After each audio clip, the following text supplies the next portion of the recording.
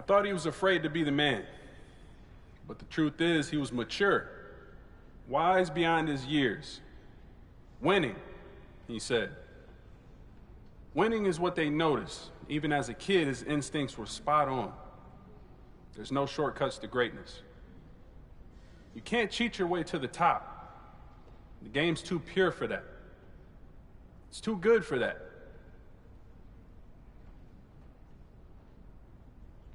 Every generation has its GOAT. You can't really compare them because you don't know anything about the world before you were born.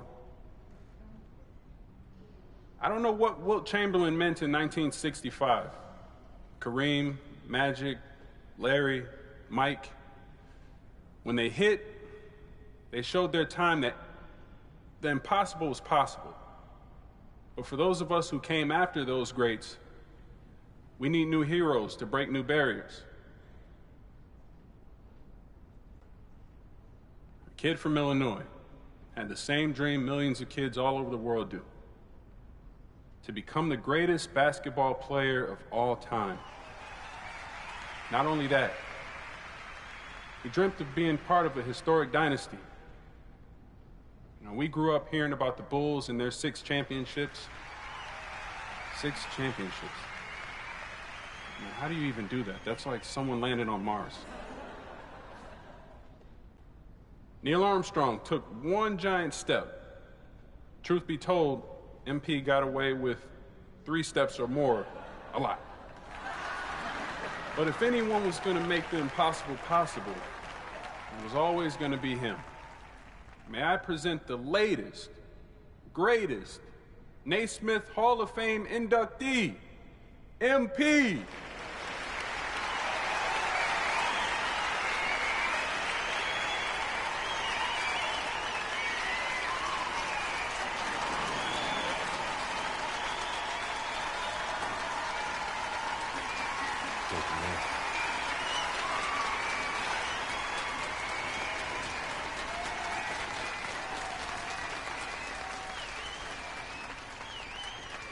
Wow, wow, wow, wow. As much as my life today will be unimaginable to the kid back in Plainview, the one constant has always been Patrick. He shot too much then and he talks too much now.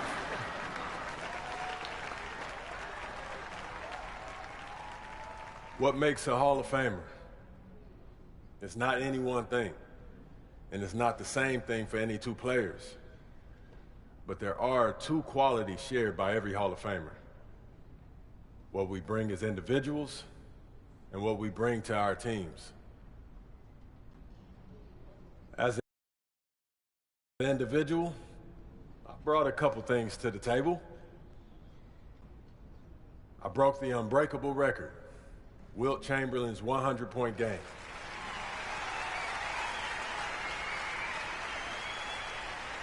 One record I'm especially proud of is having made more threes in a season than anyone else.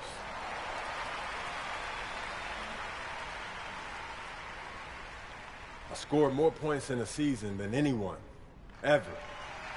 That's like 80 years of anybody's. That's a lot.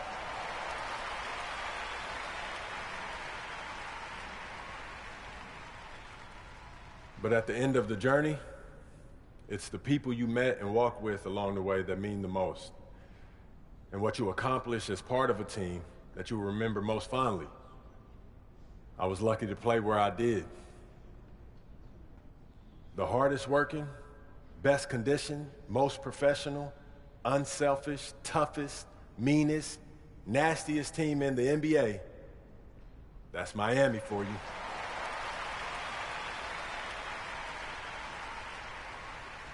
The things we accomplished,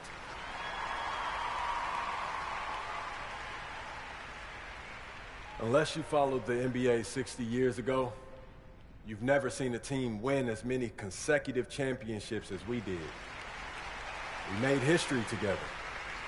History yellows faster and faster these days, so do the world a favor. Don't forget what we did. There's a reason nobody wins more than 3 years in a row. The irony of every title you win is it stacks the odds against you winning the one next year. You've played a longer, harder season than 28 other teams. Your off season is shorter. The following season, everybody wants to bring their A game when they play you, but we're up for the challenge. Again and again and again.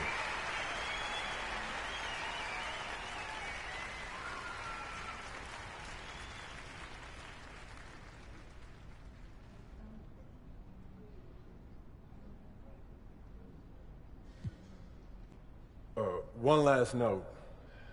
I wouldn't be here today without Coach Tucker.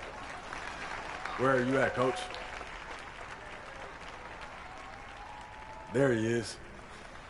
I talk to Coach Tucker about visualization all the time, and he's never seemed like a fan.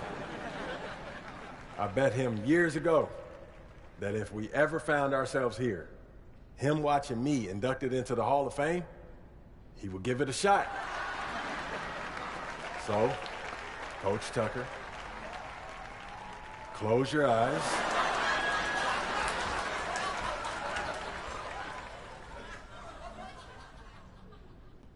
All right, good. Good job. Now I want you to visualize yourself, visualizing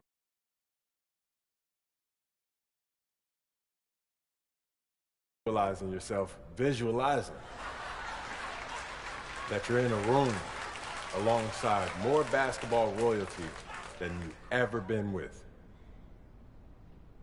And for some reason, you're wasting that time sitting there with your eyes closed.